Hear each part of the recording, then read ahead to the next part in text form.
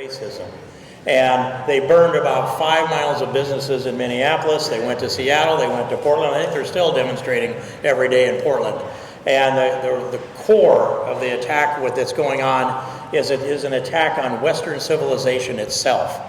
And Western civilization is defined by everywhere where the footprint of Jesus Christ laid the foundation for our culture and our civilization. And it is America, and today we are, in the United States of America, the flagship for Western civilization. They've attacked every value, everything. When you see them tear down a George Washington statue, and a Thomas Jefferson statue, and a Lincoln statue, and a Churchill statue, and a Frederick Douglass statue, you know that they're attacking our entire foundation, our history, the things that made America great. And they're being taught in our universities that America's not a great nation. I think back when I served in the Iowa Senate, and I was reading through the Code of Iowa. That's kind of a nerdy thing to do, but I got to the education chapter, and I read in there, it said, this was a law. Each child in Iowa shall receive a multicultural, non-sexist global education. It was a law in 1997. And I thought, I don't want that. I don't think we're going to have to mandate this new age stuff. So I got out a bill draft and I wrote a bill to amend it, strike that language out and replace it with each child in Iowa shall be taught that the United States of America, of which Iowa is a vital constituent part, is the unchallenged greatest nation in the world. And we derive our strength from free enterprise capitalism, Western civilization, and Judeo-Christian values. Every Democrat had their light on the next morning to lambaste me for saying something that seemed so obvious. But that was 1997. This is 2020, and this has now come out in the streets all over America. And I want to bring that up so that we must confront them. We must defend our values and our way of life, or they will take this over and turn America into something different. And so I wanted to also mention a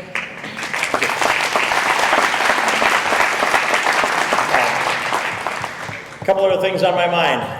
Hunter Biden.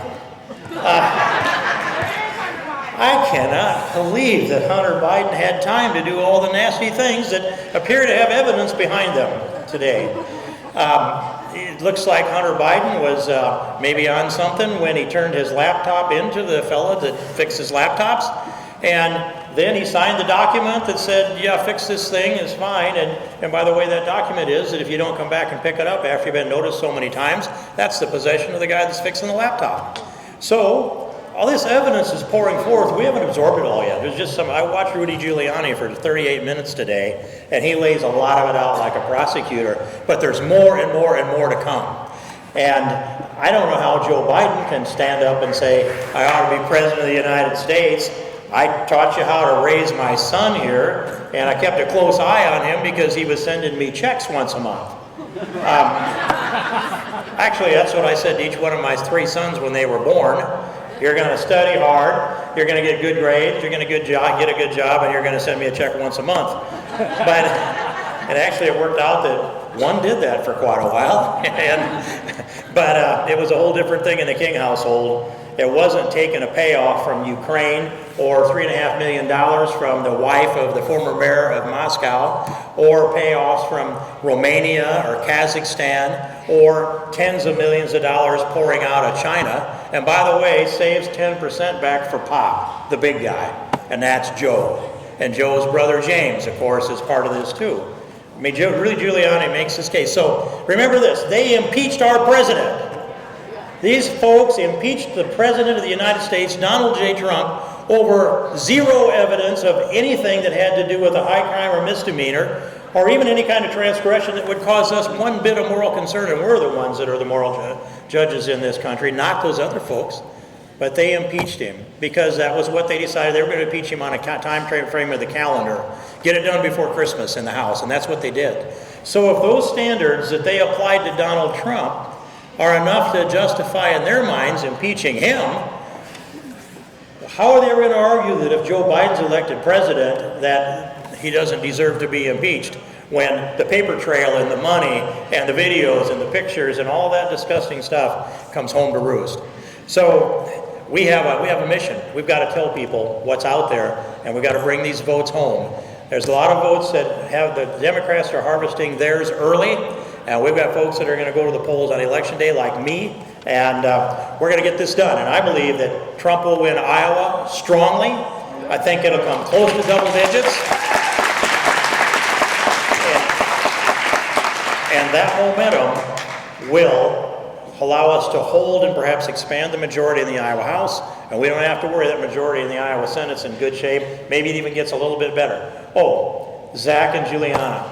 You know, they were actually working in my office in Washington, D.C., and so Juliana's an intern, and Zach also at the time, intern, right? And so there they are over there, co-interns. And, you know, I don't give too many orders around the place, but I said, I need some constitutions down there from the room. So you guys go down into that cage, we call it the cage room, and get some constitutions. So they walked on down there to get the constitutions, and it's not that long a walk, but it takes a long time to get back. And so, but what happened there, I don't know, and I'm not asking, but they fell in love. And so,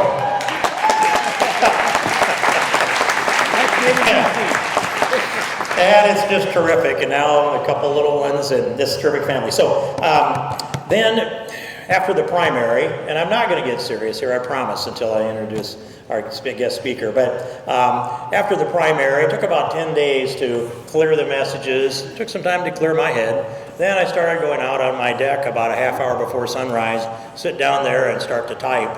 And I did that day after day that I was home and I could do that. And by the end of August, I had a book finished. And it's up on the cusp of being published right now. And it is, I just took a picture of the title here. It's Walking Through the Fire. And it tells the story about, Andrew Breitbart would say, walk towards the fire. Their bullets aren't real. And so I walked towards the fire all right. And at a certain point, you get to the point where the fire engulfs you, and then you have to walk through it. But it tempers you.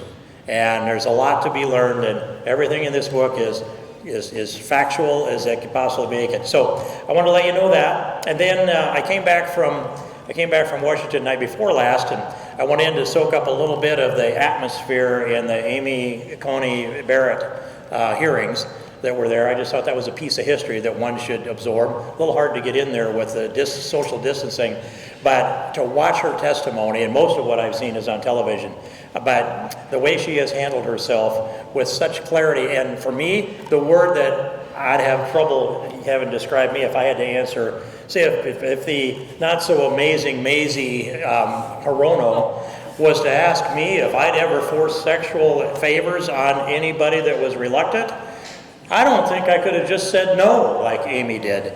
But that's what happened. You had a United States Senator ask a stellar woman whose every action of her life has been, fits that category, and ask her if she'd ever essentially raped anybody.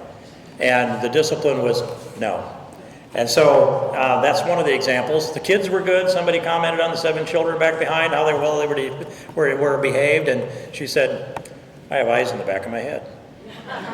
Which, if you're going to be a mom of 7, even 1, you have to have eyes in the back of your head. So God bless the moms. And the standard that she sets is just terrific. So it takes me where the message that I want to draw from this is this, that I'm a constitutionalist. I'm a former chairman of the Constitution Committee of the United States House of Representatives. I care about this document that I've carried in my jacket pocket for about 25 or more years, anytime I had a jacket to put it in. And I've defended it, and I've gone to court to defend constitutional principles, and I've spent my kids' inheritance in order to do it. I believe in this Constitution. So when I watch what's happened in my time, the things that have eroded our Constitution because of activist judges goes clear back, and I'm gonna work back through those in a minute. When I tell you this, that court that used to be a 5-4 court in, let's say, Justice O'Connor was the swing vote, and I went in there to listen to the profound constitutional arguments before the United States Supreme Court. And I noticed that everybody was talking to Justice O'Connor at the time because they thought she was the swing vote, but nobody brought up anything constitutional.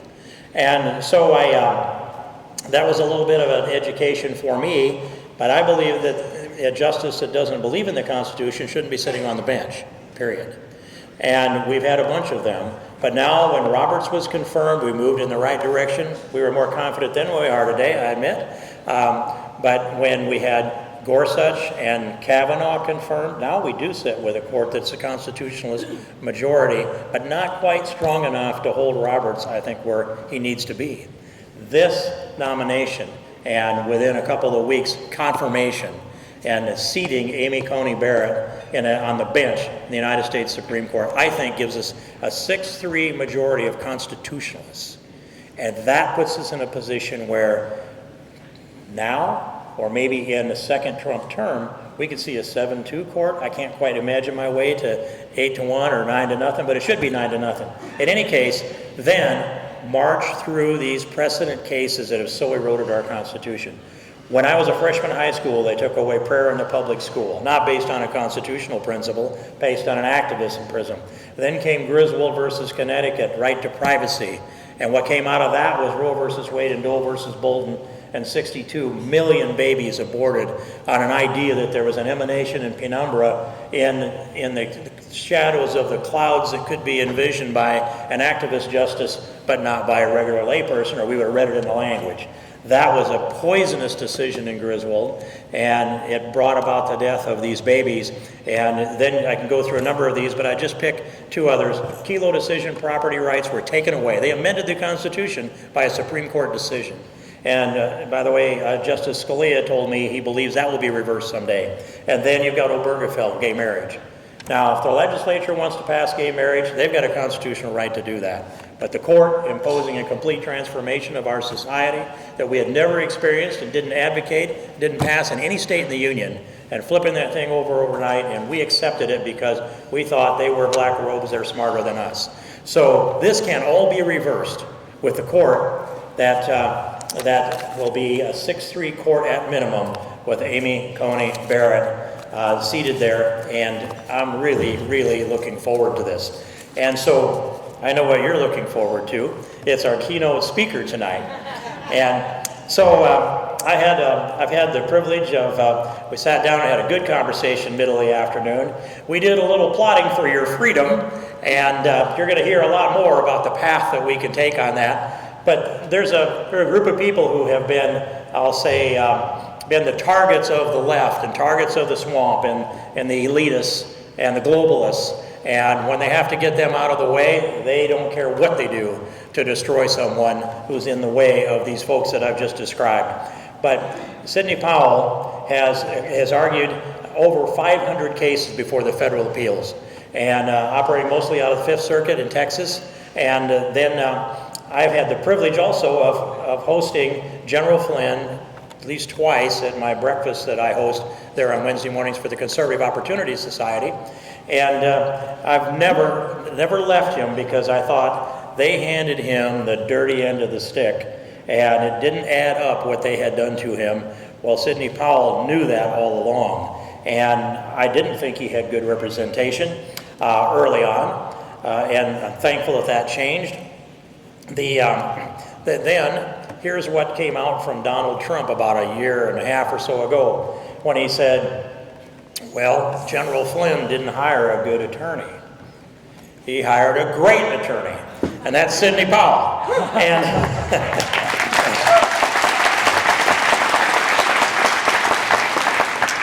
this man has a way of zeroing in on things and making it understand what's important. So Sidney Powell has taken on as Judge Sullivan. I wish we could drag him before the House Judiciary Committee and ask him why we shouldn't impeach him. You'll learn more about that as we go on tonight. Sidney Powell is a hero for our freedom, a hero for justice, and a noble American war hero. General Flynn his life has been crushed, and they would push him off into the ash heap of history if it were not for Sidney Powell. And so Sidney Powell has not only that, she's authored 2 books, License to Lie, and also Conviction Machine. She is a speaker, she's an author, and she enjoys the support of every principled conservative that I know. And I'd ask you all here, that she's come a long ways to be with us here tonight, but I'd ask you all to give the warmest of possible welcomes you have to Sidney Powell.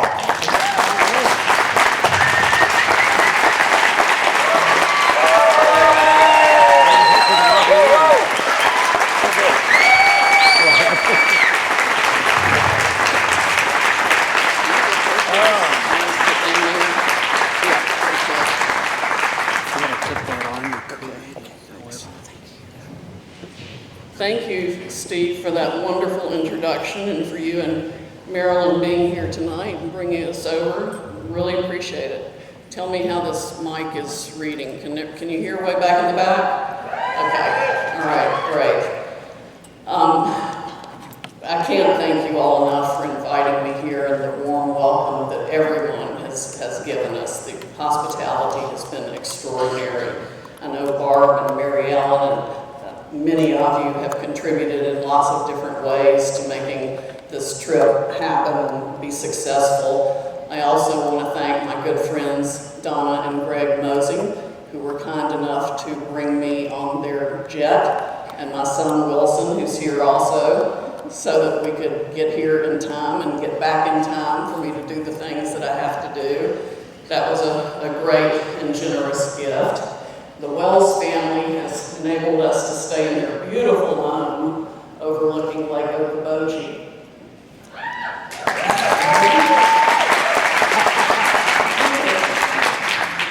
I call them Lisa Wells and the Jays, because everyone in the family has a name that begins with a J, with Jackie and Jared and their children, who are absolutely adorable. My only disappointment is I have not gotten to smooch the 2-year-old in particular. My son says I'm a kid nut, and I do just really enjoy children, and was pleased to get to at least lay eyes on them. And they kindly stocked the freezer with the Blue Bunny ice cream bar, and ice cream sandwiches, peppermint ice cream, and we have pretty much feasted on everything. And Jared cooked dinner for us last night, the most perfect beef tenderloin I've ever seen. I'm trying to figure out if they went him out. But yes, it's been a wonderful trip. And today I actually awarded myself an honorary doctorate from the University of Okoboji.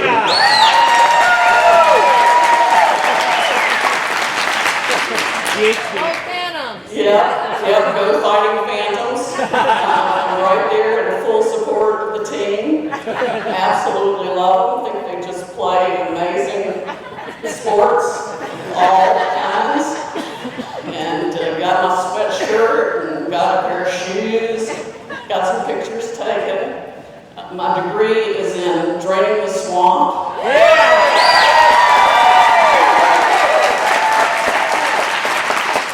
And judicial jiu-jitsu.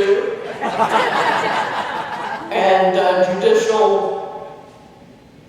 tail alteration. There are a few young people here tonight, so I'm going to try and be extra good. Sometimes I get so upset about the case that a few expletives do not get deleted. And I'll try to do better than that tonight, because I'm honored by the presence of an 11-year-old Grant Meyer and his parents. And there you are, right there in the front row. And another table of young people from high school and freshmen in college who's in pre-med. How are y'all back there? Good. Thank you for coming. I paid no attention to politics until I wrote License to Lie. And I regret that in many ways. I've just never had the stomach for it. I have never believed politicians. I've never been a fan of politicians in any way.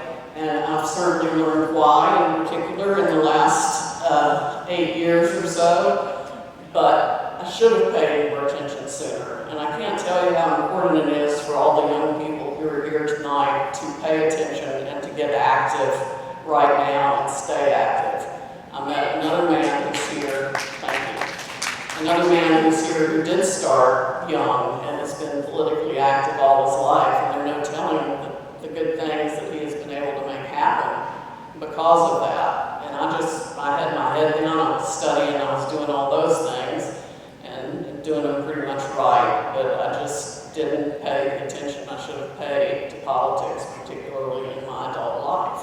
And that's what it's going to take now. It's going to take everyone, absolutely everyone at any age who can do anything, whether it's knocking on doors in the neighborhood or calling a phone bank for all your favorite candidates, anything and everything you can do between now and the election. I asked General Flynn if he had a message for me to give to you all, and he said he did. Number one, thank you for all your prayers. We feel them. All of us do. They have lifted us up from millions of people all across the country, in fact, some around the world. And also to remind you that Iowa is the first state in politics, and he is expecting you all to bring it home in a big way for President Trump.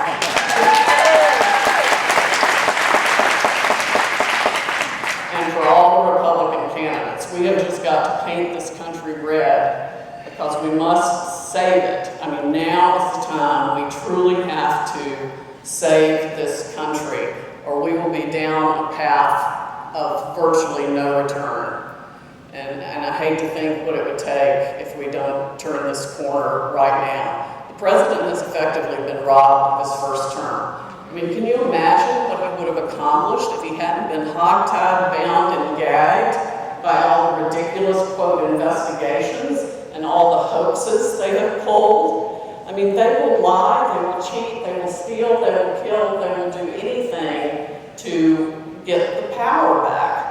And when you see the Hunter Biden and all the Biden crime family things that are coming to light right now, you can see why. They're literally trillions of dollars that move around the globe in what is essentially a massive money laundering operation that comes back to line the pockets of certain politicians and globalists who have figured out how to make billions for themselves from the system.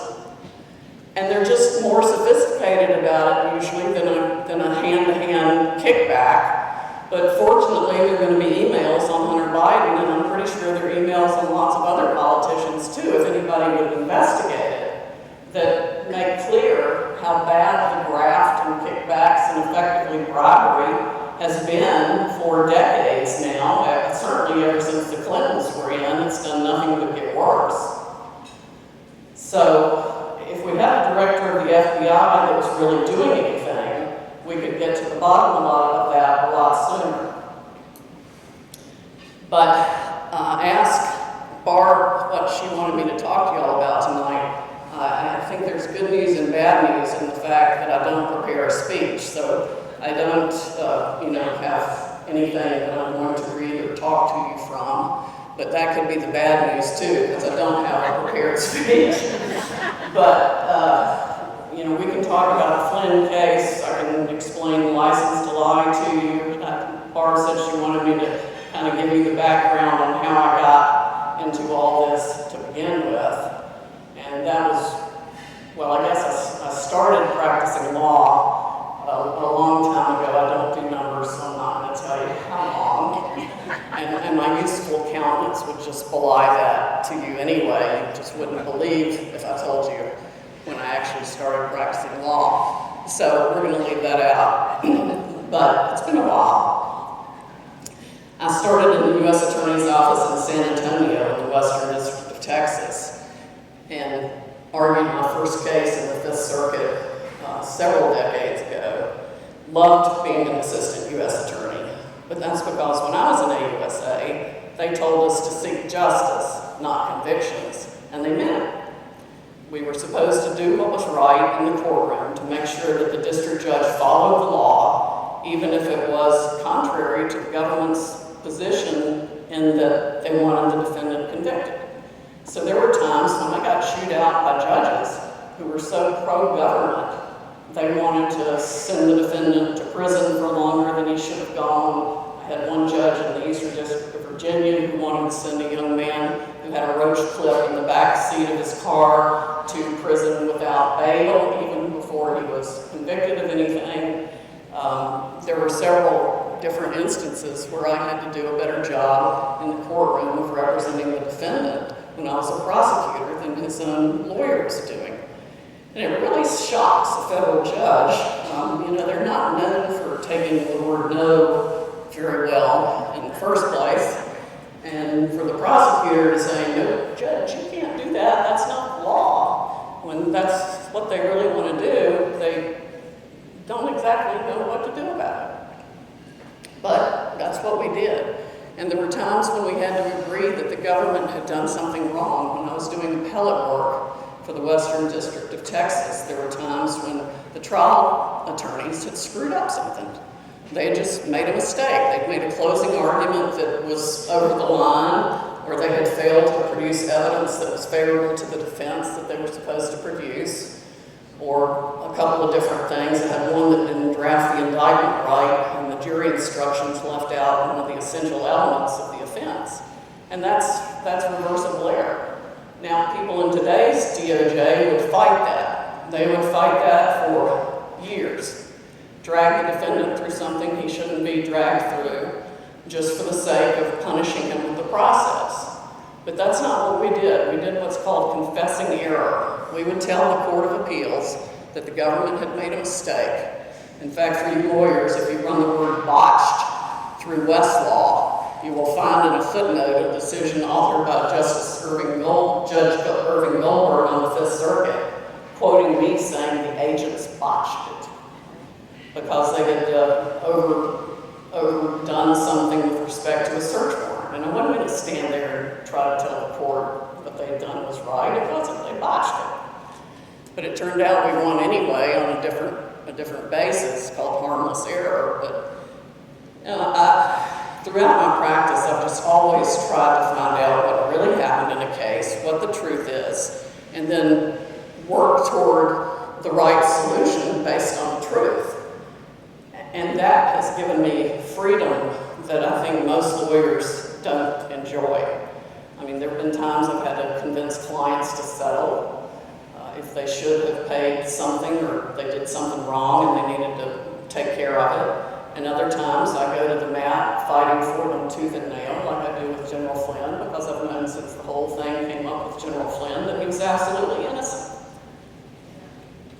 But having worked for 3 different U.S. attorneys' offices across the country, 2 in Texas, 2 of the biggest districts in the country, and then 1 in the Eastern District of Virginia under 9 different U.S. attorneys from both political parties, I went into private practice for a while, doing civil, not criminal. I've only had about 5 criminal defense cases, I think, since I have been in private practice. Because having been a prosecutor, I don't relish defending somebody that I know is guilty. I can make sure their rights are protected, but I've never been able to argue that somebody's innocent if I'm sure they're not innocent. Now, I had to do that once because I was court appointed, or at least, make sure all his rights were fully protected and the process was fair. But I just have never had the ability to stand in front of a court and tell them something that wasn't absolutely true to the best of my knowledge and research and abilities to determine it. So that led me, after private practice, to being just called out of the blue one day by counsel for Arthur Anderson. I've been sitting in my office in Asheville, North Carolina at the time, doing federal appeals, which is what I've done for the bulk of my career, and primarily in civil cases. And the phone rings, and it's the managing partner of Arthur Anderson, and this is after Anderson has been convicted of obstruction of justice because they had shredded documents related to the Enron litigation. Now, since I wasn't paying attention to politics, and frankly, I didn't pay any attention to the Enron mess, like everybody else at the time, I assumed what I had heard on the news was correct, that Enron was the biggest den of thieves anybody had ever seen, and that everybody at Enron was guilty of something, and great, throw the book at it. But I agreed to go to D.C. and meet with Arthur Anderson managing partners. There were a couple of them left trying to clean up all the mess. And they sent me, I told them, I said, okay, send me the indictment, send me the jury instructions. That was really all I needed to see at that point. I didn't expect it to amount to little beans. But I read the indictment and I went, whoa, there wasn't an offense charged here. There was not a criminal offense alleged in the Arthur Anderson indictment. What they had done, what the prosecutors had done, was piece together parts of 2 different statutes to make a crime out of something that was not. In fact, Sarbanes-Oxley, that you may have heard so much about, federal statute, was passed by Congress to plug the loophole that was perceived that led to the prosecution of Arthur Anderson. So I'm looking at that indictment, I go talk to the guys, I tell them, the problem is the indictment and the jury instructions. The jury instructions eliminated any bit of criminal intent from the jury instructions, which is the only thing that really separates a criminal case from lots of different civil cases, is what level of criminal intent. Does the person have the intent to commit a crime? Do they know it's against the law? Is there fair warning of what they have been told they're doing wrong so that a reasonable person would have known that it was against the law? That's a constitutional doctrine called fair warning. And there was none of that in the Anderson case.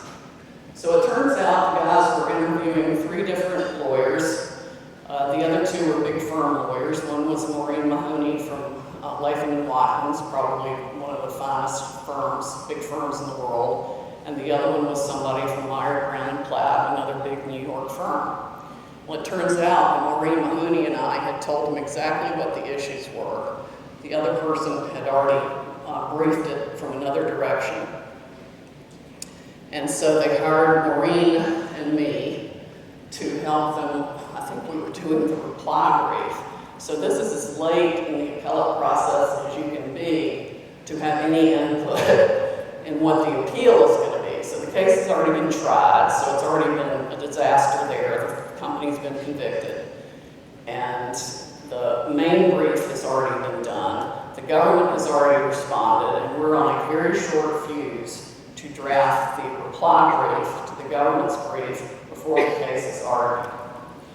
Well, I was actually relieved to learn that they hired Maureen and the big firm of Latham & Watkins to be lead counsel. I had the privilege of just consulting on that. It was like the best of all possible worlds. And they told me that Maureen and I identified the same issues, so we were on the same page. And that turned out to be just a fun, good experience. And then she wound up arguing it in the Supreme Court. And I was sitting right behind her when she did. And frankly, glad then too, because when you go in the Supreme Court the first time, there's like this little person, from that commercial that sits on your shoulder. One's the angel, one's the devil. Well, this is just one, I don't know which person, but they just go, "This is the Supreme Court. This is the Supreme Court." And they do that the whole time you're there the first time. So fortunately, Maureen was standing up there talking, and I could listen to her and kind of tune out the voice that kept saying, "This is the Supreme Court." And she did great. I mean, she had clerked for Justice Rehnquist, and she did just a textbook, brilliant Supreme Court argument. And sure enough, the Supreme Court reversed the conviction of Arthur Anderson 9-0. Yeah, a unanimous Supreme Court conviction reversed the conviction of Arthur Anderson with language that told everybody Arthur Anderson should never have been indicted. They pieced together parts of 2 different statutes to create a crime that didn't exist. And by doing that, these prosecutors destroyed a 75-year-old venerable hallmark of accounting practices and 85,000 jobs worldwide is what Anderson had created in its 75 years of being the benchmark of accounting standards. All wiped out because prosecutors from the Enron Task Force appointed during the Bush administration, handpicked by Michael Chertoff and Larry Thompson and Bob Mueller,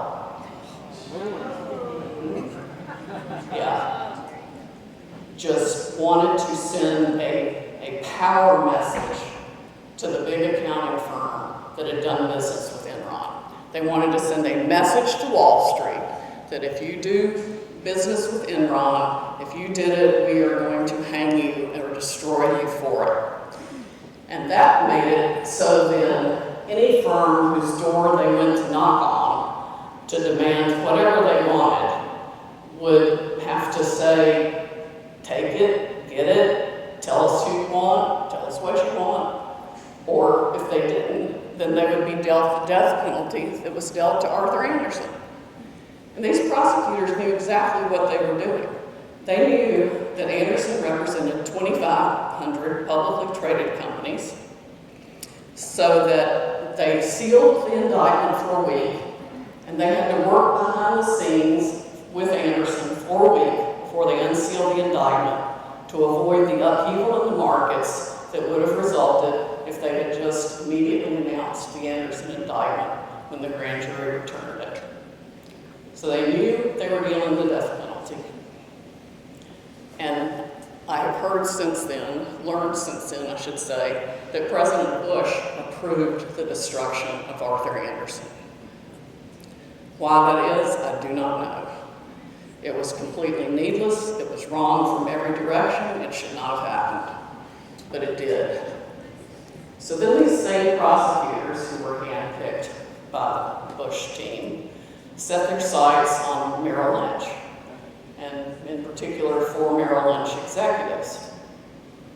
Because I worked on Anderson with Maureen Mahoney, one of her friends from Latham and Watkins happened to have a friend who was one of the Merrill Lynch defendants, and so my phone rang for that one too, asking me if I would represent him on appeal after the Merrill Lynch executives were convicted in Houston. They were the first individuals tried in the wake of the Arthur Anderson case, tried and immediately convicted because, like many of you probably don't recall or may not have paid attention to Enron, but the Houston Chronicle had 16 reporters assigned to do nothing but report on Enron.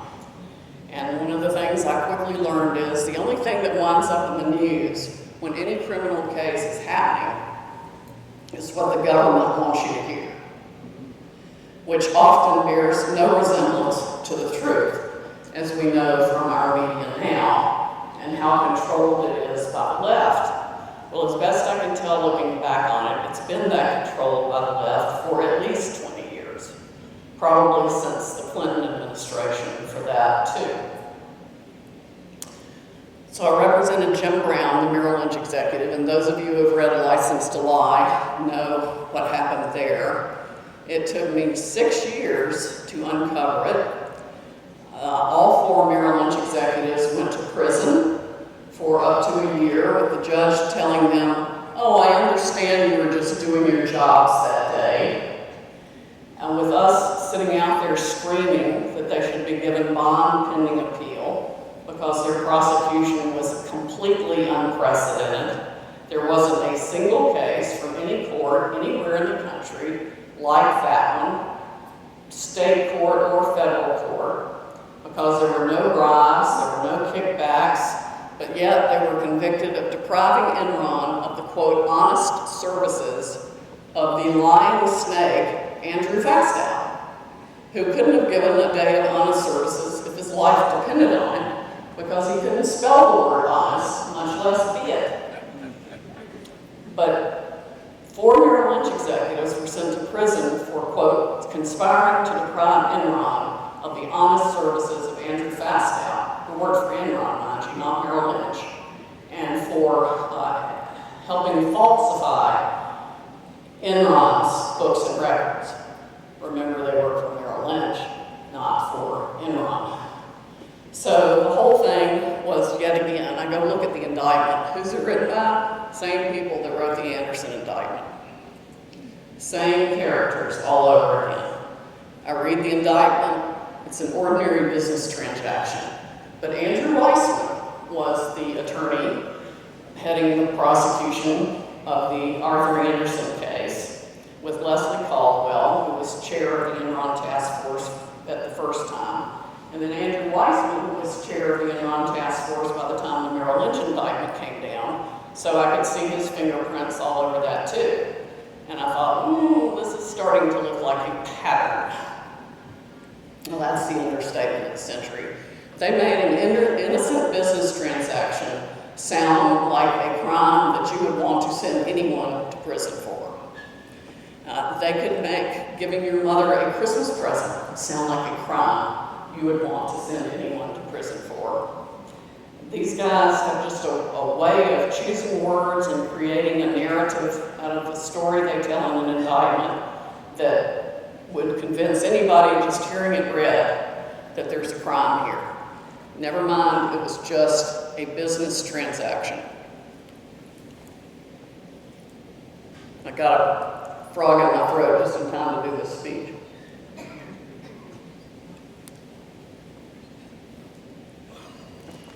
I should say talk, since I don't do speeches, I just talk.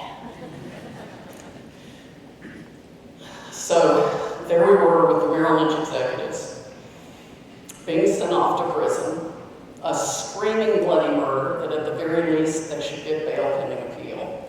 But when you're convicted in a criminal case, you can actually be hauled from the courtroom as soon as the jury comes back with a verdict of guilty.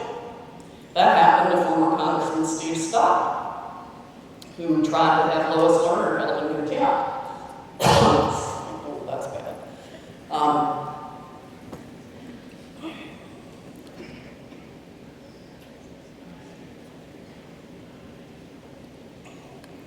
So they went after Steve Stockman just within the last 5 years or so, I think. And Steve has been in prison since it's over a year now. Hauled from the courtroom as soon as the jury verdict came back.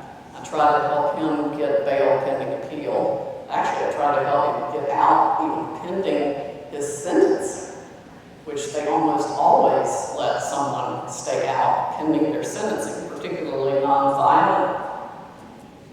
No prior record. I mean, there was no reason I can conceive of for Steve Stockman not to have been allowed to stay out of prison pending his sentencing. But he went to prison immediately. And it's probably pushing close to 2 years now that he's been in. So the same thing happened to the Merrill defendants, except we were able to keep them out until their sentencing. But that was long before we could start their appeal. In fact, you can't even file a notice of appeal until the judgment of conviction has been entered. And that's usually when people are required to report to prison. So that we have to tell these guys that could have been any one of you all, and take them, their families had to take them to the prisons that they had to report to. They put the youngest Merrill Lynch executive, who doesn't want his name mentioned, in a maximum security federal transfer facility with the worst of the worst criminals in the entire federal prison system. He's 32 years old, 600 miles from his young children and family. Jim Brown wound up in the minimum security prison, I think, at Fort Dix, but minimum security is not the camp that you hear about. He had 13 people in his cell the first 6 months or so, one of whom got set on fire in his bunk in the middle of the night. And Dan Bailey, who was head of Merrill's investment banking division, was sent to a prison also in New Jersey, I think. Dan Bailey had a liquid net worth at the time of $100 million. All the money in the world won't keep you out of prison if the feds want to make you go there. In fact, Merrill Lynch for a long time was paying their attorney's fees for all of the executives, but as soon as the jury verdict of guilty came back, they moved to stop reimbursing the lawyers' fees. Meanwhile, the prosecutors had installed an overseer inside Merrill Lynch to oversee absolutely everything the company was doing under the most onerous non-prosecution agreement I have ever seen. It required that no Merrill executive say anything publicly that was against the government's version, the government's theory of the case. And let me tell you, anytime you hear somebody talking about a theory of the case, of a prosecution, there's no case. Criminal prosecutions don't rest on theories.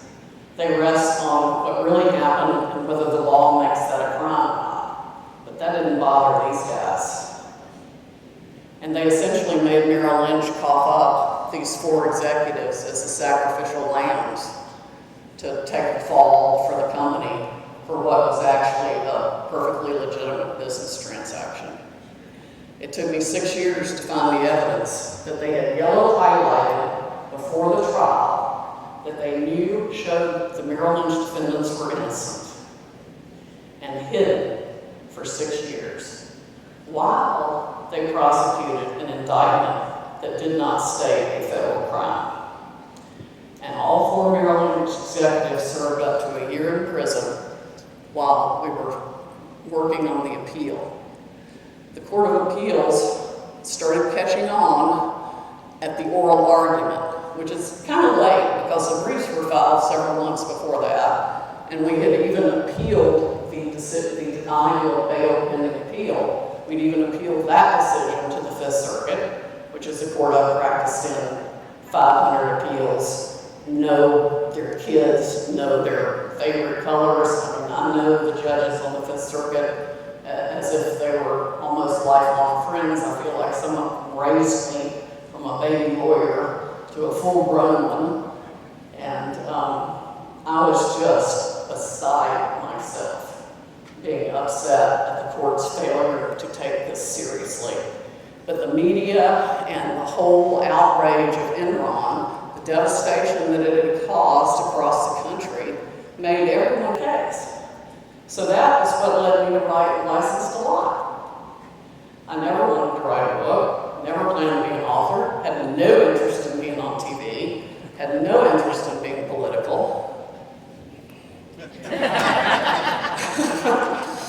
I mean, you know, stuff happens. And I've just never been the kind of person who could stand by and act like something wasn't wrong when it was. I won't watch anybody hit a child. I will stop that. I will not watch anybody hurt an animal. I will go up and stop that. I just, you know,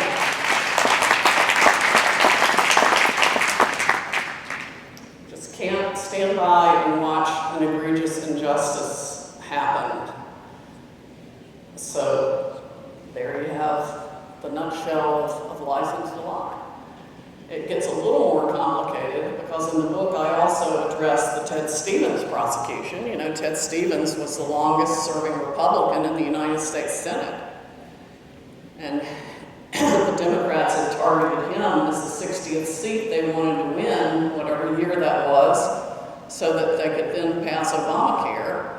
And of course, with his prosecution that ended right before the election, he lost that seat in Alaska by just a few thousand votes. 2,000 or 3,000 votes is all he lost by, even indicted, because Alaskans loved Ted Stevens. The airport was Ted Stevens. The roads were Ted Stevens. Everything in Alaska, apparently, is named for Ted Stevens. And he lost that seat because he was convicted of false statements on his ethical form, when it turns out that the government had hidden the evidence that showed he was innocent. Now, boy, that sounded familiar. And who was the lawyer who prosecuted and micromanaged the prosecution of Ted Stevens? Almost Weissman. It was Weissman's good buddy, Matthew Friedrich, who had been promoted to acting Attorney General, Assistant Attorney General for the Criminal Division of the DOJ, again under the Bush administration. Yeah, Stevens was prosecuted during the Bush administration in a case completely micromanaged by Matthew Friedrich and Rita Glavin. Friedrich's wife was just recently, 2 years ago or so, appointed by President Trump to the federal district court bench in D.C.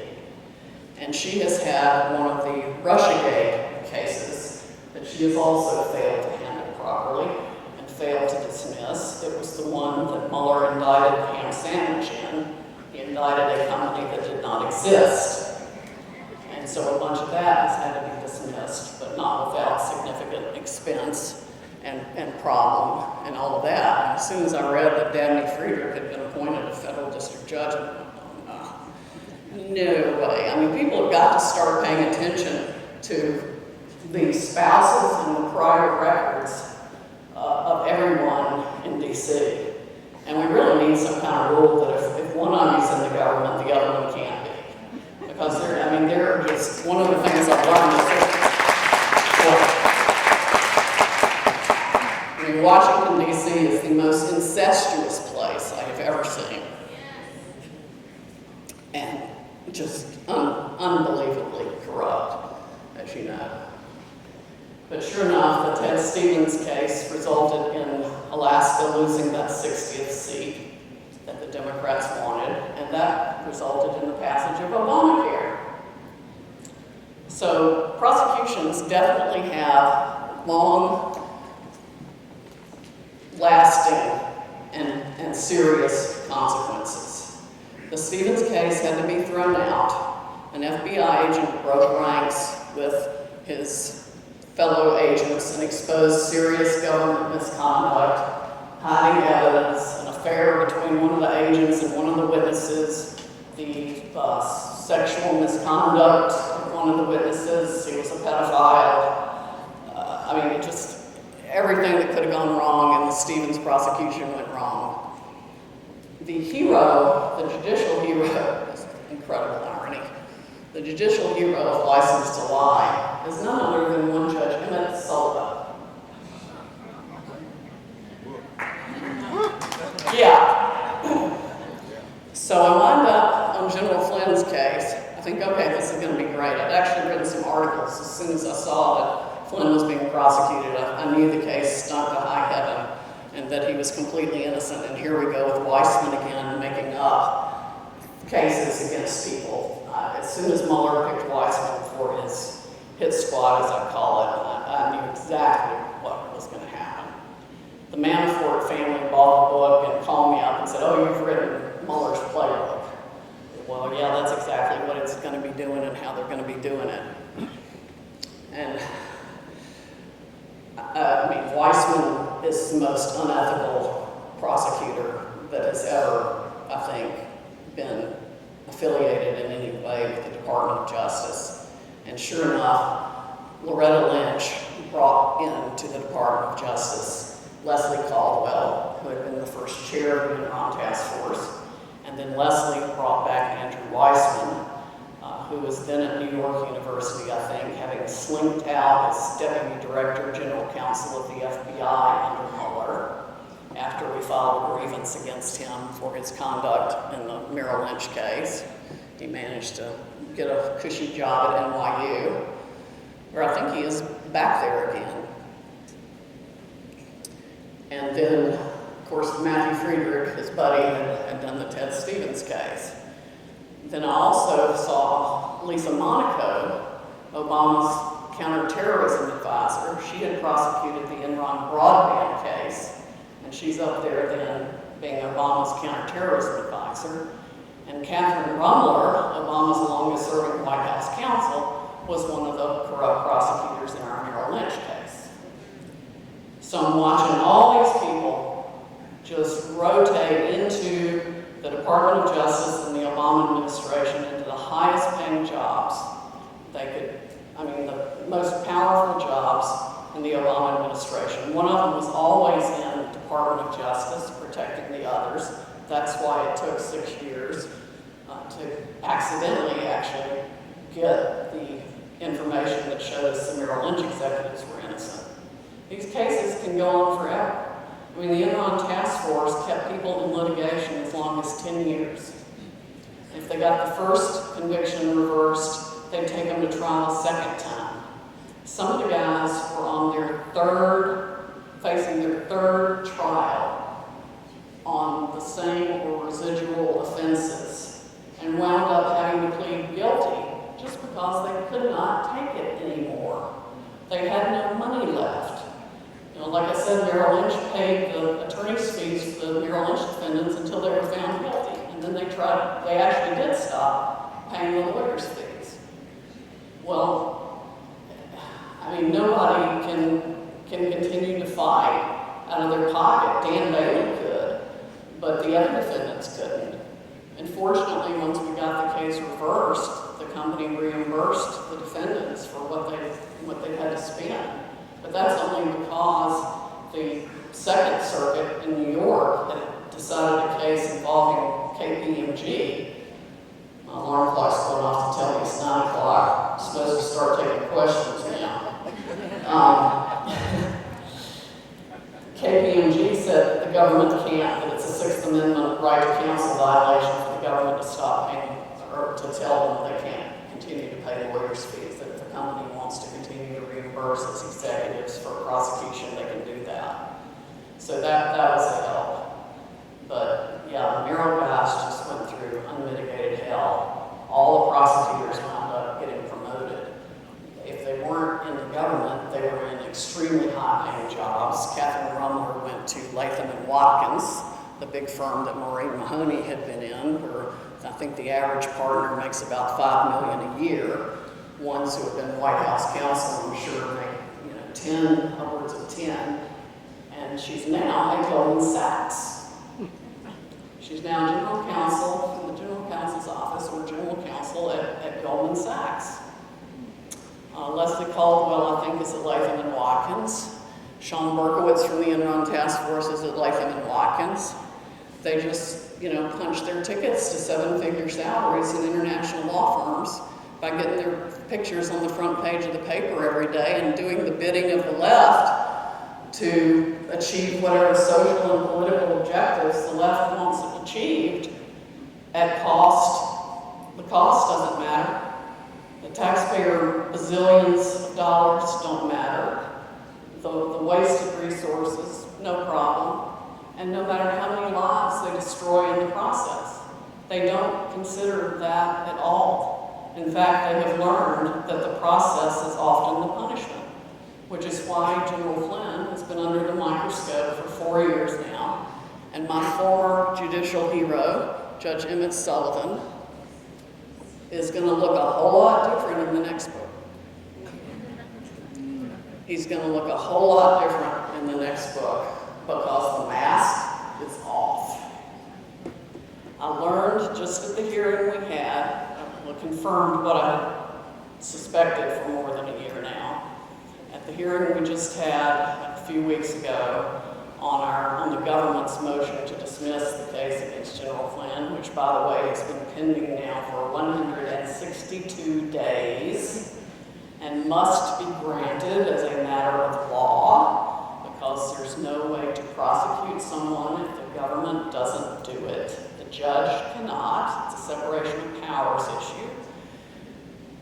But the case now, somebody came up somehow, I don't remember how right now, but the Stevens case came up, and he casually mentioned, oh, Eric asked me to dismiss that. Eric Holder moved to dismiss the prosecution of Senator Ted Stevens. In the book, I talk about how he rode in on his white horse and decided to dismiss that after all the evidence came out that showed Stevens was innocent. He did it within a few days of being named Attorney General. And did this big splash about, oh, I'm going to clean up the Department of Justice, and I'm going to start by reversing the conviction of Ted Stevens.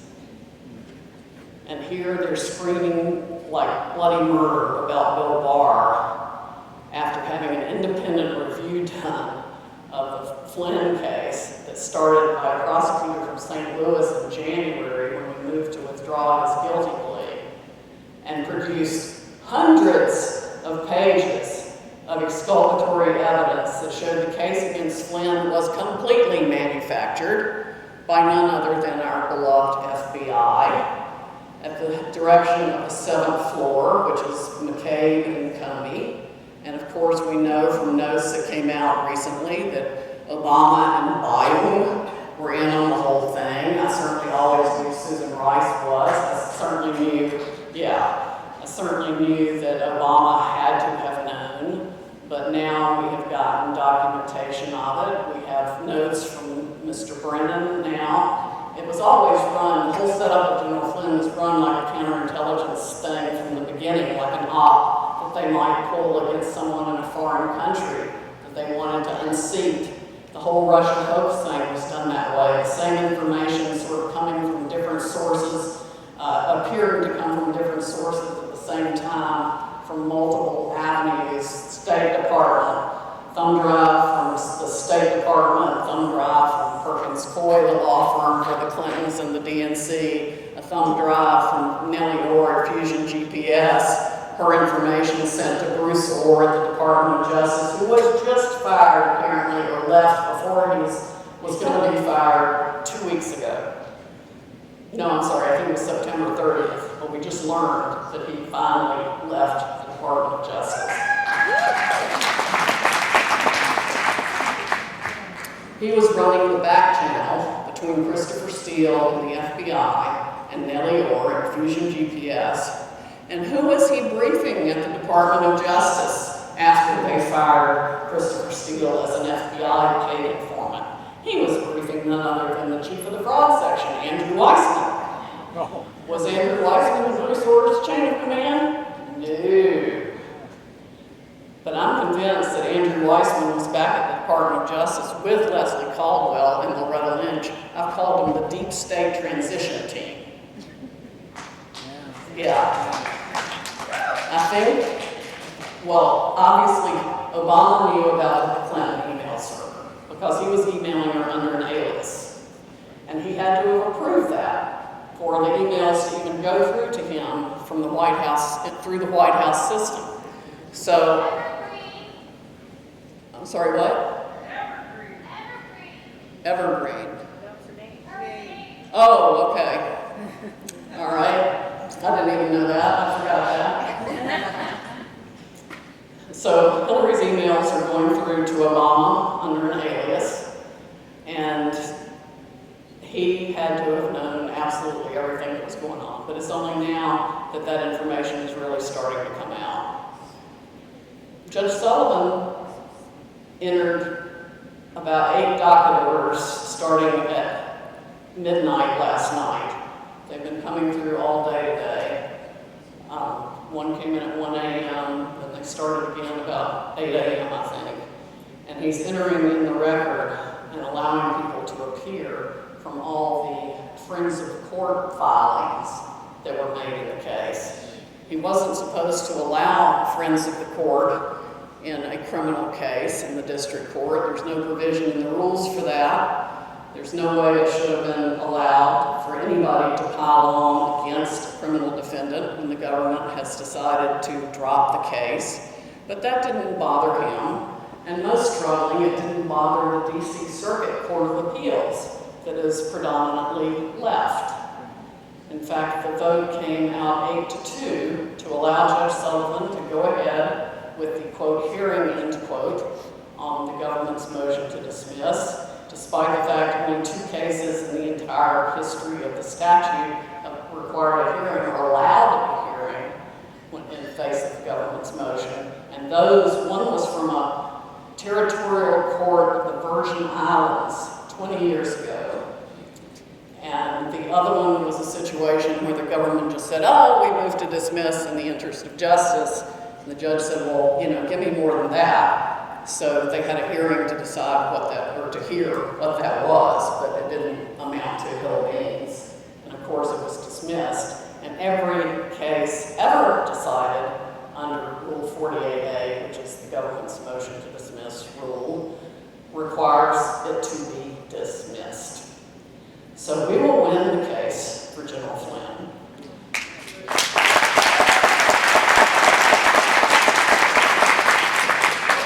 And the longer Sullivan takes, the government has a continuing obligation to provide us exculpatory evidence whenever they find it, as long as the case is still open, which I remind the judge of every time I file a new piece that the government has just given us.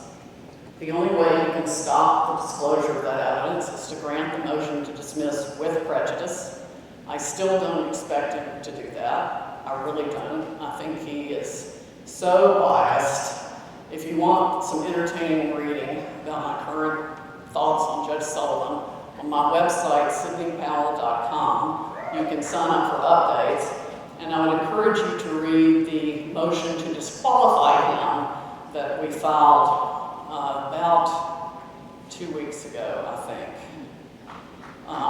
Just don't burn your fingers on the keypad. You know, just type it in real quick and then take your fingers off the keyboard so nothing gets burned. And if you see smoke coming out of your computer, you might want to have a fire extinguisher handy. Yeah. At the hearing, he tried to imply that I had violated ethical rules in a couple of different ways. Well, that didn't go over with me very well. It was interesting. You can hear the hearing there too, I think. Well, maybe you can hear the DC Circuit hearing there. That one lasted 4 hours. And the hearing in front of Judge Sullivan on the routine motion to dismiss that's documented now with 200 pages of new evidence, that one took 5.5 hours. But like I said, we are definitely going to win this for General Flynn. We will not quit until we do. I have a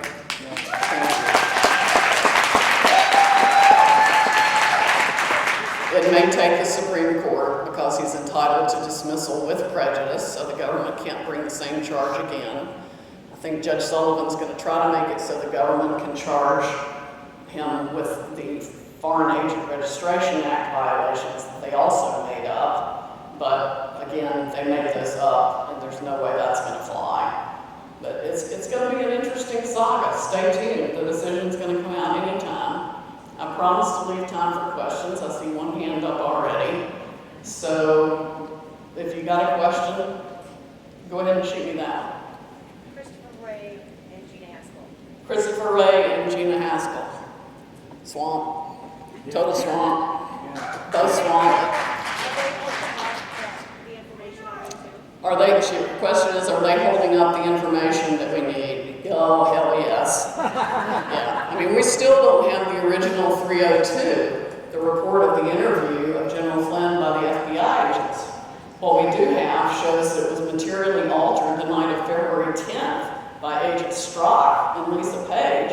Well, Lisa Page wasn't at the interview. She isn't supposed to have anything to do with it, but of course she had the relationship with Strzok and was McCabe's special counsel, and she may have had something going on with McCabe too. That remains to be seen, but I've heard information to that effect. And I think it's just going to get more and more interesting the more we learn about all of it. Question back here.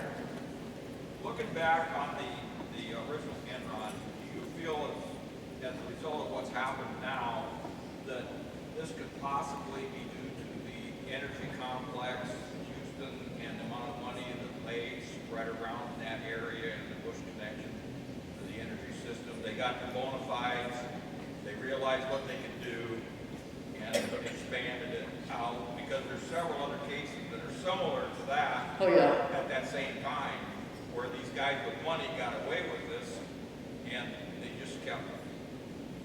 You're the result. You're the result of that. Yeah, I think the bigger connection with Enron is the fact that this core group of prosecutors learned they could get by with everything. Actually, the only people who stole any money from Enron were Michael Copper and Andrew Fastow. They stole millions. Ken Lake didn't steal a dime from Enron.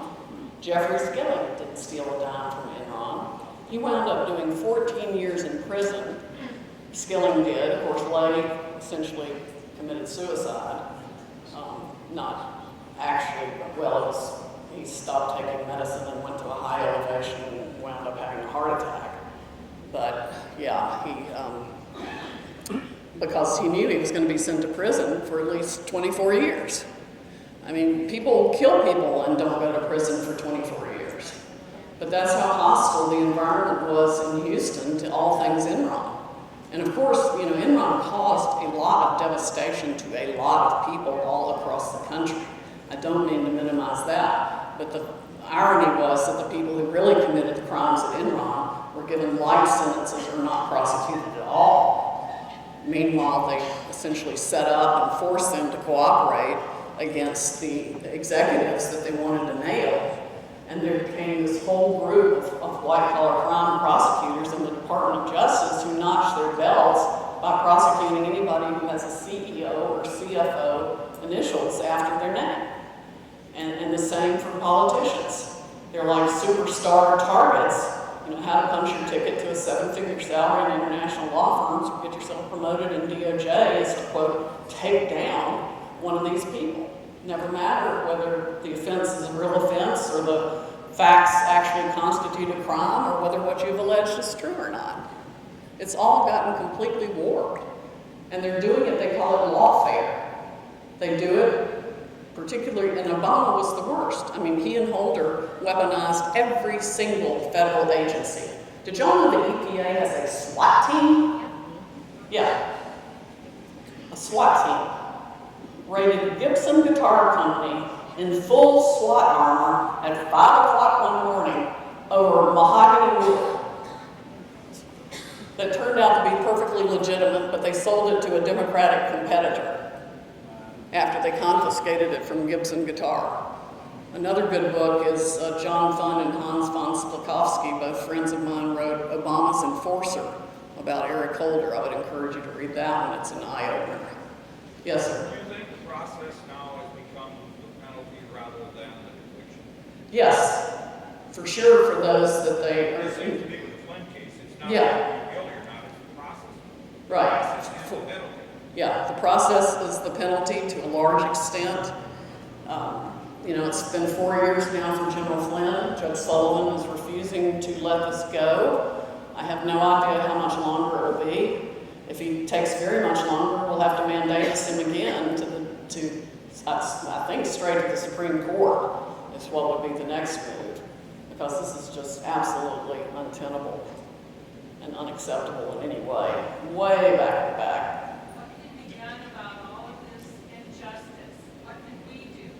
What can we do about all of this injustice? Well, number one, start talking to everybody about it. Most Americans don't know about it. I mean, God bless them, you know, good for them that they haven't encountered the system in any way. But then when you do, when you know, have somebody from your family who's been indicted or come into the criminal justice system in any way, the shock is unbelievable. I mean, General Flynn is a brilliant man. Did he ever imagine the FBI agents he worked with were coming by to ambush him that day to set him up for a crime? No. And did he know which lawyer to call then? No. So talk. I mean, educate yourselves as much as you can. Definitely read License to Lie. You'll never look at any of it the same way again. And pass it around to everybody you know and talk to people regularly about all these issues and what's going on. That's step number one. Be willing to serve on juries. A single juror can stop an unjust criminal conviction. That's going to be a problem when we need to convict people like Andrew McCabe, because you wind up with one person on the jury who's just, you know, a flat-out leftist. But conservatives, for the most part, I think, at least as best I can tell, you know, make a concerted effort to try to get it right, regardless of politics. They deserve military tribunal. Yeah, somebody suggesting military-type tribunals. I wish we could in some ways, definitely for some of them. But treason and sedition statutes do not apply to this conduct. The way they're written, they require either being in a war or an act of violence. We're going to have to rewrite statutes to allow for changes in technology and information and all of that, because this was definitely an attempted coup. But there are plenty of other statutes that cover it. I mean, all of these people committed obstruction of justice. Making up a crime against somebody is obstruction of justice. But we need a DOJ and an FBI that are willing to start prosecuting people in the government the same way they would if you were a private citizen that did it. That's got to happen.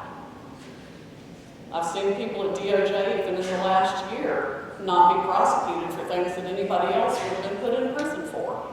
And that's not right. We've got to clean out the government first. Yes, sir.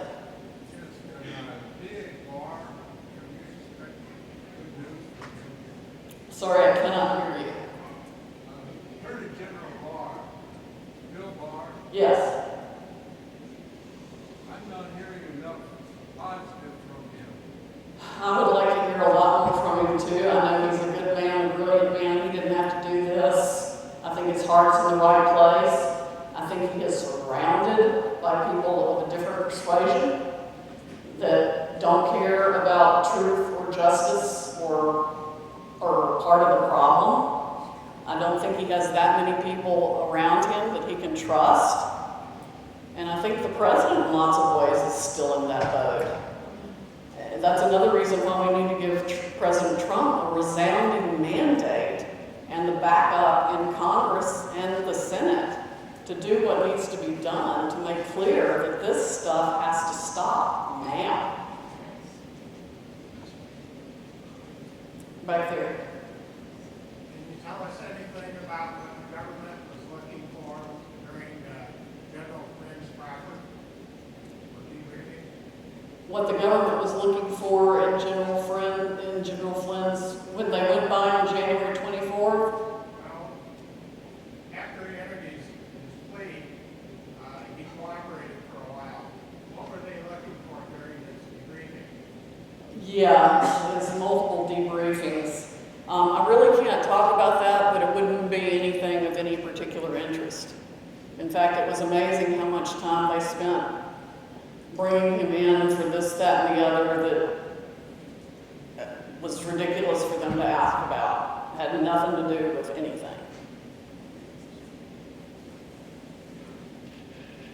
I got a question. When they go after somebody, in Flynn's case, for example, were they also threatening to go after his family members? Oh, yes. Did they drag in everybody? I mean, does it go beyond, way beyond who they're Flynn, Right. into other? The question is about guilty pleas. Judge Jed Rakoff wrote an article. He was a Clinton appointee in 2014, actually earlier than that. Very prominent judge.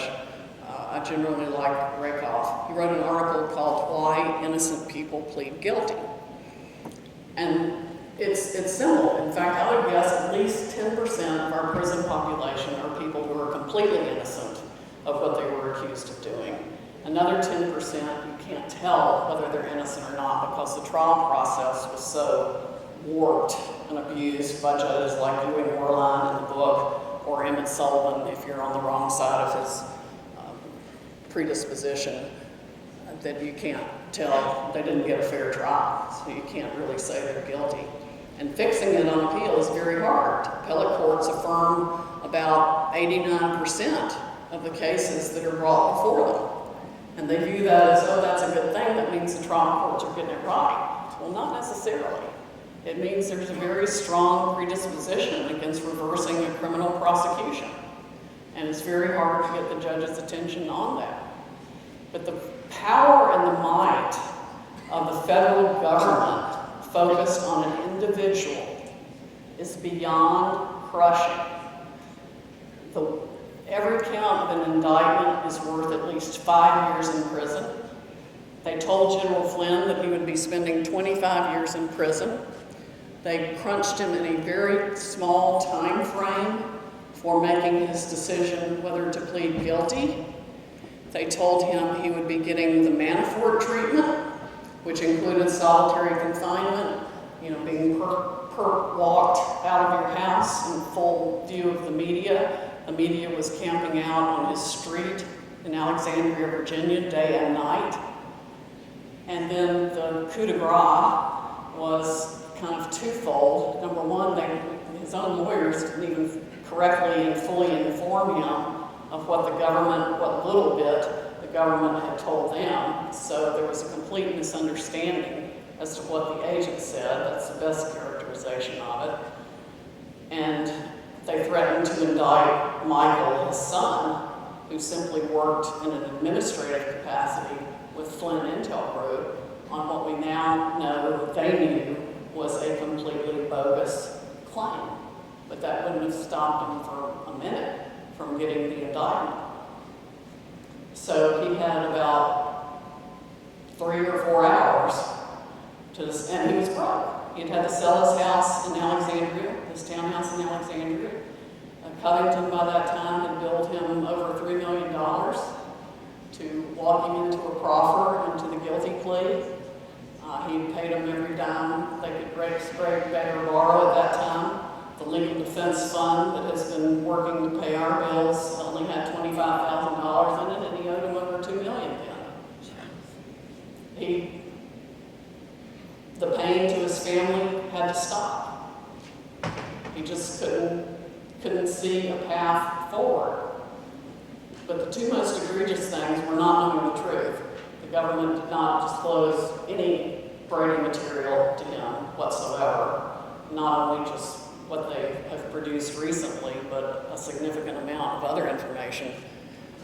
And the judge who took the plea, another thing that people don't realize, but you will when you read some of my motions, is that neither, quote, guilty plea was valid at all. The first plea was taken in front of Judge Rudolph Contreras, who 7 days later recuses himself, disqualifies himself from the case because he was mentioned heavily in the Strzok page text messages, which the government knew at the time. He was a buddy of Lisa Page and Peter Strzok. They were talking about going to a cocktail party and barbecue together. Don't you think this is a problem with him being on the FISA court? I mean, you know, he signs the FISA warrants. No, not really that big a deal. Well, 7 days or less after he takes the plea, he recuses himself, and the reason for that has to be those Strzok page text messages, and that means that he shouldn't have taken it in the first place, and the D.C. Circuit law and their al-Nashiri decision is that if you have to disqualify yourself, then what you've done isn't valid. So the first guilty plea doesn't count at all. And the second, quote, guilty plea, which Judge Sullivan loves to talk about because that was made in front of him, and that's what he is trying to hang General Flynn on by his big toe, or worse, is that he pled guilty in front of Judge Sullivan. Well, Judge Sullivan didn't do what's called a full Rule 11 proceeding. He didn't ask him any of the crucial questions. He didn't ask him if he was coerced. He didn't ask him if there was a secret deal that Michael Flynn would not be prosecuted if he entered that plea of guilty. And we found evidence from Covington's own files that there was such a deal. They documented it in emails among themselves, which Judge Sullivan didn't realize. That came out at the hearing too, that he hadn't even read any of our motions or looked at the exhibits that we attached to them that supported everything we told him, because that wasn't what he wanted to hear. Way back. Jackie, is that you? Yes. Okay.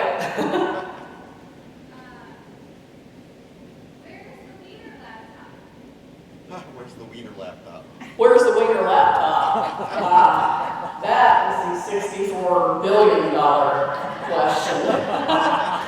Yeah, I've been asking that myself for a long time. If you want a little amusement, I wrote an article for the Daily Caller that's entitled Clinton's Huge Wiener Problem.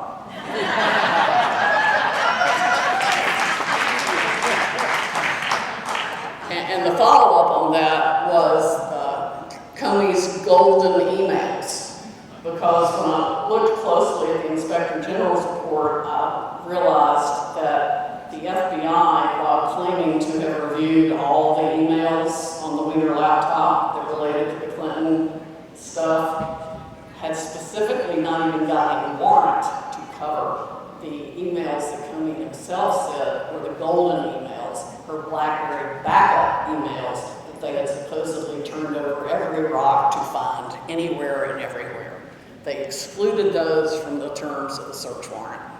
They had no intention of reviewing the BlackBerry backups that would have shown her intent, according to Comey's own remarks. Talk about a setup to... They just did it. I mean, if nobody does anything to hold them accountable, they do whatever they want to do for whoever they want to do it for. And it's only obviously for the Bidens and the Clintons and their friends in political offices. Nobody that I know in my life ever had anybody commit suicide as much as Hillary Clinton. How many friends committed suicide? Yeah, Arkansas. There's a lot of Arkansas people out there. Yes. Which reminds me, when you read License to Lie, almost everybody comes up to me and says, "Oh, do you have somebody starting your car for you? Do you have security?" Yeah, really. Yeah, in fact, I had the privilege of meeting Steve Forbes of Forbes magazine my first trip to New York after I wrote the book. And the first thing he said to me was, "Do you have somebody starting your car for you?" And I just said, "No, God didn't give me a spirit of fear." And, you know, that's true.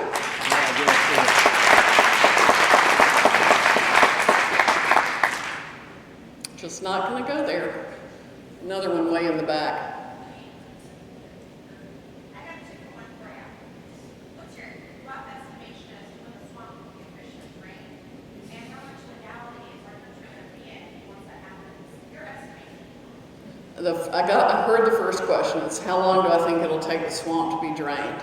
If Trump gets the mandate he needs to have, and assuming he appoints the right people this time, it could be drained pretty well in 4 to 6 years. But we need a culture change. We need a massive culture change across the country. We've got to cultivate a culture of freedom. We have to cultivate a culture of the founding principles that made this country great. We've got to cultivate a culture of honesty and integrity again. People are not teaching their children to tell the truth. They're not teaching them to respect their elders. They're not teaching them to respect the police. I mean, look at all these young people that have been out just acting like the northbound end of southbound mules to people and adults all over the place. I mean, it never even occurred to me to behave like that when I was a child. It would not have been allowed. I don't know what would have happened, but I had the strong feeling it wouldn't have been good. And we seem to have lost that. Parents are not paying attention. I mean, who raised these people? Yeah, the schools. And of course, we've let the schools go totally liberal, so they're all indoctrinated with lies. They've rewritten history. They're taking down our statues. I wouldn't have let a single statue be touched. I mean, I'm a little upset with the president for letting any of that happen. And a lot of the governors, oh my Lord, the governors need to be hosed. What was the second part of the question? How long do you think it's legally to drain the swamp? I mean, I know it's easy to do drainage, but obviously we're going to take that time to drag it out. How long do you think that will last? If we drain it, how long will it last? Once we drain the swamp, all right? Basically get everybody out of our way. Yep. Can't catch the last part. How long will it be legal terms with it? How long are they going to drag that out once we get them out of our face? Oh, well, anytime you're in litigation, it can take up to 10 years. I mean, the Merrill Engine run case took 10 years. Now, that doesn't mean they wouldn't already be in prison, although they'll probably get bail pending appeal. I mean, why not? We've got everything else. No, hopefully there'll be enough public outcry of legitimate grievances and obvious crimes that they do go to prison immediately. I mean, we just got to make those changes.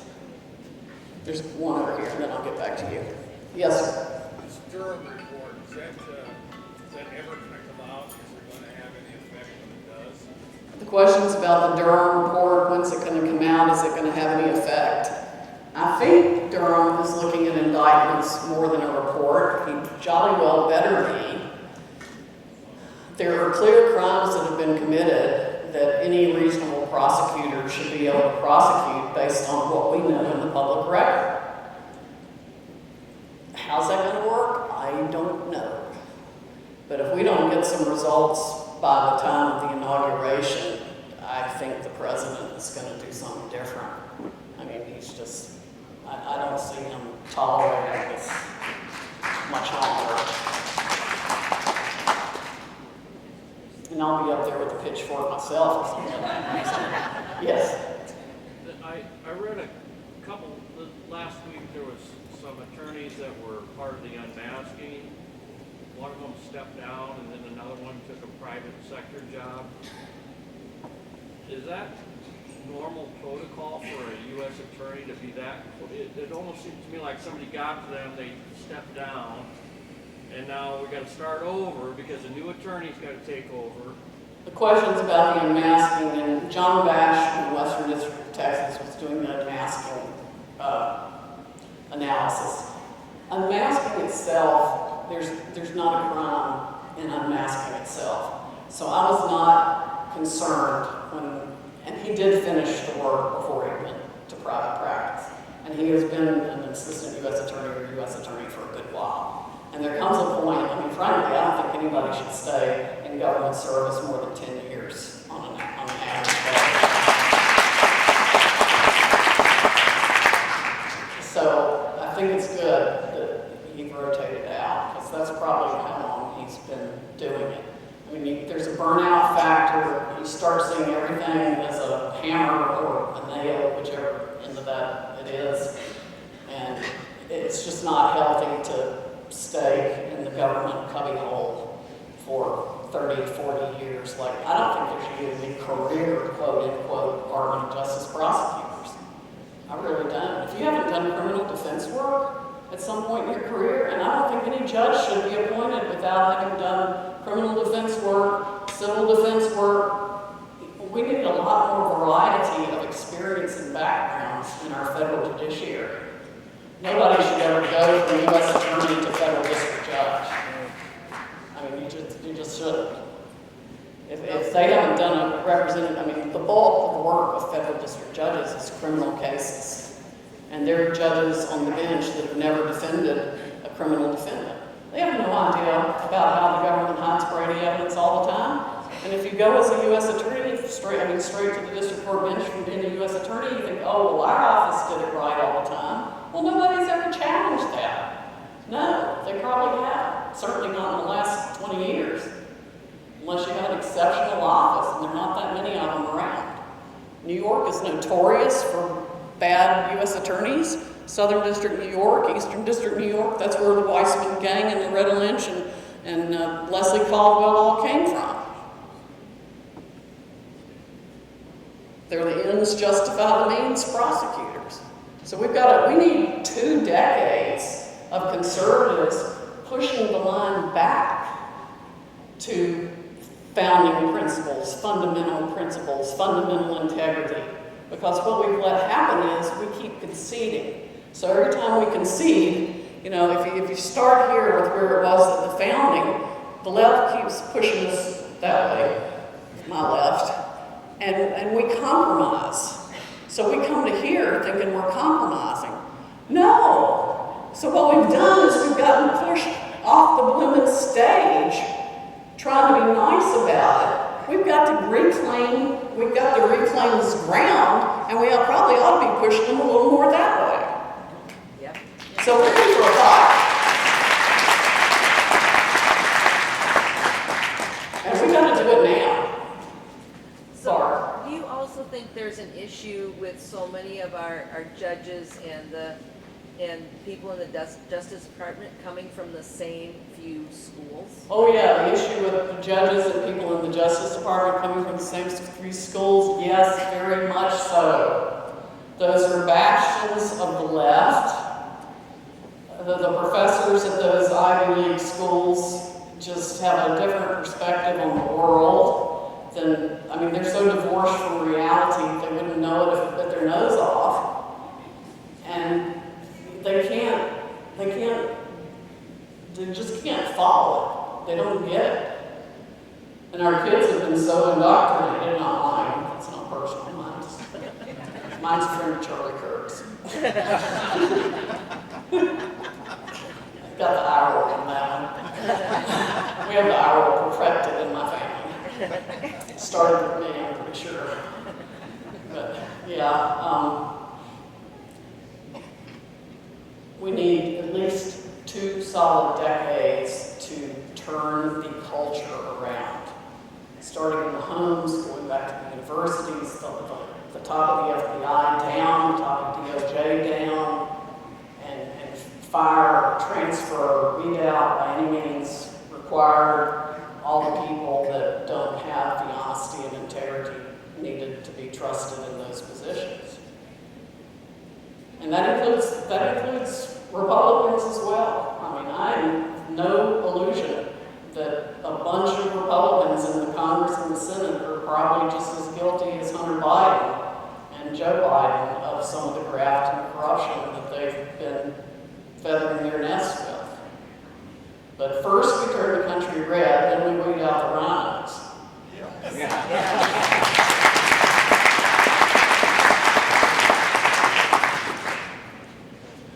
heard that George Soros is really trying to get into having DAs elected.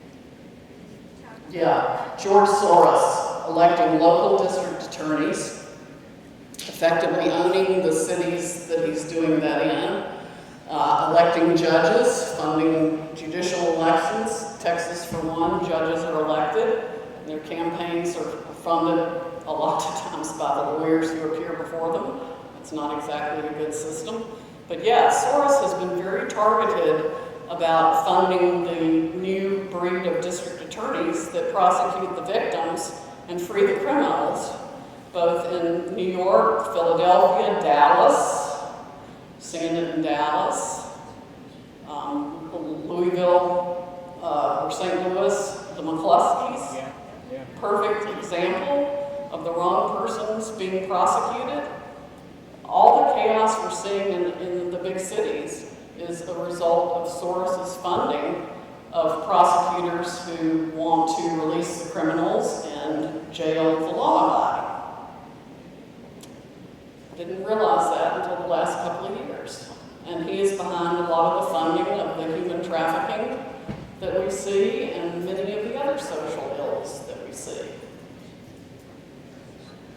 there a way to investigate him and his, all his organizations, because they all kind of infiltrate? Yeah, is there a way to investigate Soros? Yeah, if we had a functioning FBI, IRS, and things like that, there would definitely be a way to investigate and prosecute any crimes that might arise out of his multiple nefarious activities. What that's going to take, I'm not sure. Why it hadn't happened yet? Well, I can figure why it hadn't happened yet. But yeah, there's a lot of problems there. He's been thrown out of I don't know how many countries already. And yet he lives in a compound next door to the Clintons in Connecticut. That's convenient. Did Epstein really kill himself? Did what? Epstein. Did Epstein really kill himself? Well, let me put it this way. Under the best of circumstances, I would call it assisted suicide.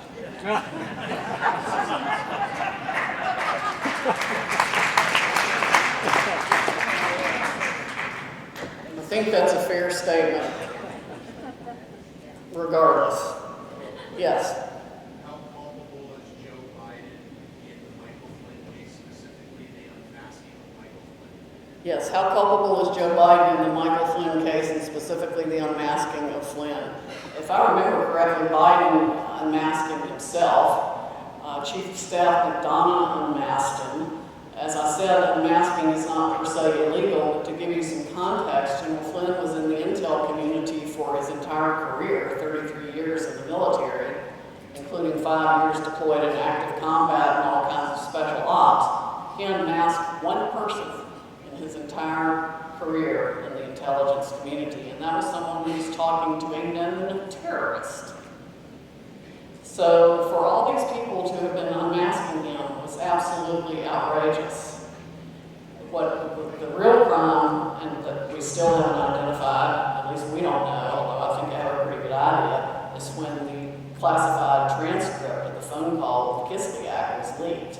That is a federal criminal offense. And that should have already been prosecuted and tracked down. It can't be that hard to figure out. We know that Comey gave Clapper multiple copies of the transcripts of that call on January 4th, I think it was, 3rd or 4th. And I think some of the information that might be on the list of things to give us is communications the weekend of January 3rd and 4th, before the Oval Office meeting on the 5th. And we know Biden, of course, Strzok at least has Biden's name next to the Comment-Logan Act, although Strzok was also researching the Logan Act. I don't know who, I haven't tracked it sufficiently to see who came up with that first. It was pretty close, in might even be impossible to track because we don't know the time and context of those notes. But yeah, Biden was all in on it. Biden and Obama and Susan Rice hate Michael Flynn's guts. There is no polite way to put that. Why is that? Why do they hate Michael Flynn? Multiple reasons. Michael Flynn was one of only 4 members of the intelligence community. He was sitting there at a table in front of Congress with Comey. Yeah, he knows where the bodies are buried. Yeah, he was sitting in front of Congress in uniform as head of Obama's Defense Intelligence Agency with Comey, Clapper, and Brennan at the table. They were all singing Obama's song sheet. No problem with ISIS. They're the JV team. We've got it under control. No big deal. Flynn said, this is a BFD. We've got a big problem with ISIS. They're on the rise. It's a huge problem. We've got to deal with it. Radical Islam is going to destroy the world if we don't stop it. That made them really mad. And he also spoke out against the Iran nuclear deal. Did he know about Benghazi? He knew about Benghazi. And his fingers? Probably. Haven't had that specific conversation. Stevens died trying to get them back. That was a suicide mission. That's possible too. We were arming ISIS. Yeah, we were arming ISIS. That's why they couldn't send in aircraft to support Benghazi. And I think McCain and Clinton had a lot to do with that. Well, didn't they want to cover it up, the SEAL team too? Yeah, there was, They didn't kill Bin Laden. yeah, there was all kinds of, I don't know about that, but, We didn't kill him in the SEAL team. All of them died by the shooter. The shooter's still alive, but all the other ones are dead. yeah, there was, of course, the death of the SEAL Team 6 members in very suspicious circumstances. There have been a lot of things that happened that should not have happened, and Obama and his cronies are the source of a lot of wrongdoing that we are barely starting to scratch the surface of. And I think we've only scratched the surface of Hunter Biden and Joe Biden's situation too. Yes. Sidney, the belief is that I hear out there that you don't indict a former president. And I think you made a statement earlier that you'll get away with that, whatever, until somebody does something about it. And I think Obama should be prosecuted because they would do it to us if the script was flipped. And I think it needs to set a precedent that you'll be prosecuted if you're doing what he's doing. Yeah, So, the question is, opinion that can and should Obama be prosecuted? Depending on what the evidence shows, yeah, I think he should. I don't think because you're a former president, to do kinds of things it seems and appears that they've done. Sorry? They sold our country out. They sold our country out, yes. Yeah, they sold our country out. Uranium One, Right before the inauguration. yeah, all the conduct before the inauguration and everything else. Y'all have been very patient. It is now, oh my gosh, almost 10 o'clock. I'll be glad to take 2 more questions. If anybody needs to leave, go ahead. I won't hold it against you for more than a couple of years. Way back in the back over there. How did General Flynn get his first lawyers? Who it seems to you sold him down the river. You're a very perceptive man. Yep, very perceptive. How did he get those lawyers? Well, his personal lawyer at the time was a woman that had handled stuff for him for a while. I don't know how long. And his only, quote, issue, end quote, when it all started was a simple Foreign Agent Registration Act form that had to be filed that can supposedly be done yourself online with help from the Department of Justice. So he wanted to make sure they did it right because he was incoming NSA. So he asked her who to hire, and it turns out that Rob Kellner at Covington and Burling is internationally known for being a FARA filing expert. So that's how he wound up with Covington and Burling to do that, and before he knew it, as soon as the FARA FARA form was filed, he wound up being about $800,000 in debt to them just for filing the form. Yeah. But when you bill your librarian at over $400 an hour, that doesn't take long to accumulate. And when Michael Chertoff bills at $1,600 an hour, and you got multiple lawyers, all layers working on the file, and you create more documents than Carter's got little liver pills, it adds up.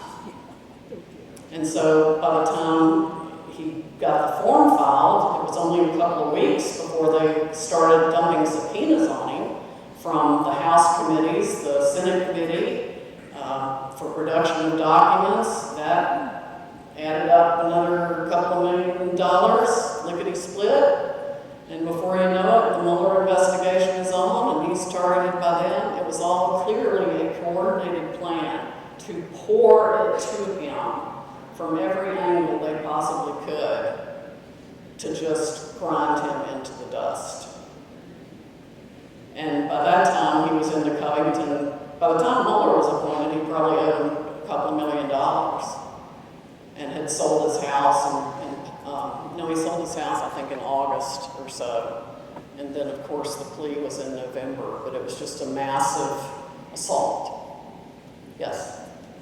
So, knowing how bad you hate the corruption and what they've done to General Flynn, is there a possibility that you're going to get with whoever you need to and Bill Barr and put Strzok, McCabe, and Comey under the damn jail? Well, I was on, I think it was One American News or Newsmax recently, and I was waiting to go on, and the person who was interviewing me was anchor, and then he had the reporter from the White House come on, and she said, "Oh, I just got this exclusive. The White House just put out a short list of people that are going to be FBI director, and the name they gave me was really short list, Sidney Powell."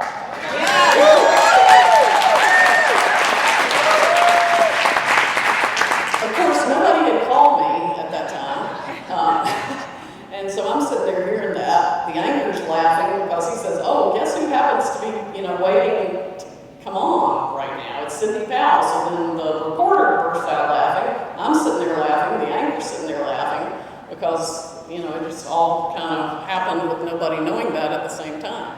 And my response was, well, if that announcement is really officially made, I can only imagine the number of people in D.C. and elsewhere that will require laundry service. So we'll see. I gotta get Flynn off finished first. Yes? So how safe is the Hunter Biden laptop in the hands of the FBI? Well, the good news is there is a copy of that hard drive. And the copy of that hard drive, there's probably more than one copy of that hard drive, but one copy is in the hands of Rudy Giuliani. Oh.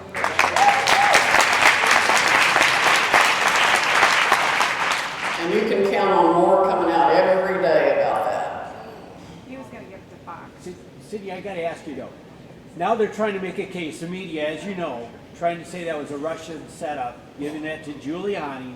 I mean, it's going deep here. Yeah. And you know what? Yeah. A lot of deep. Right. Mm-hmm. Yeah. It's a get your hip waders. They're starting to claim that's all Russian disinformation. Well, the Biden campaign has not disavowed it at all. Yeah. And they've now verified some of it from recipients or other people on the emails. Fox put out something today, I think, mentioning that. Those emails are valid. Yeah, it's gonna be bad for all of them. Good. I mean, somebody needs to indict some of that within a week. Yeah, calm down again. Okay, one more question, and then we gotta go. Some people are up past their bedtimes. Some people are already in bed. Anybody got one? Okay, over here. Red hat, MAGA hat. Yes, sir. They claim that back in the impeachment hearings that the FBI already had Biden's laptop. Why was it never put out any information on it until about 8 Biden laptop was in the hands of the FBI since December of 2019, so they had it before the impeachment stuff, so why did nothing about that come out? Well, I mean, clearly we need a new FBI director.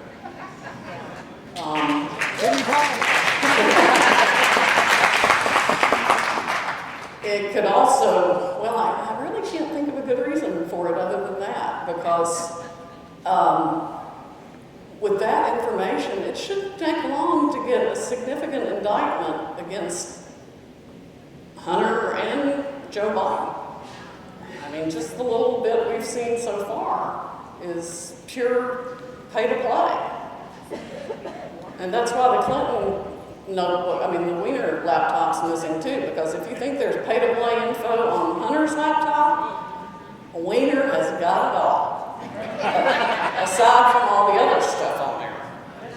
Yeah. Nasty video of Ub Abedin and I don't know what the content of the Wiener laptop is. All I can tell you is there's 675,000 Clinton emails on there. Every Clinton email, foundation email, State Department email, Huma Abedin, proxy for Hillary emails. Every Clinton email is on the Wiener laptop. Do you think Uma put those emails on there on purpose? Did Huma put those emails on there on purpose? I think they were intentionally sent there without necessarily realizing that they were all going to be there. And it might have been her insurance policy, I don't know. Thank you all. Thank you for the diligent time.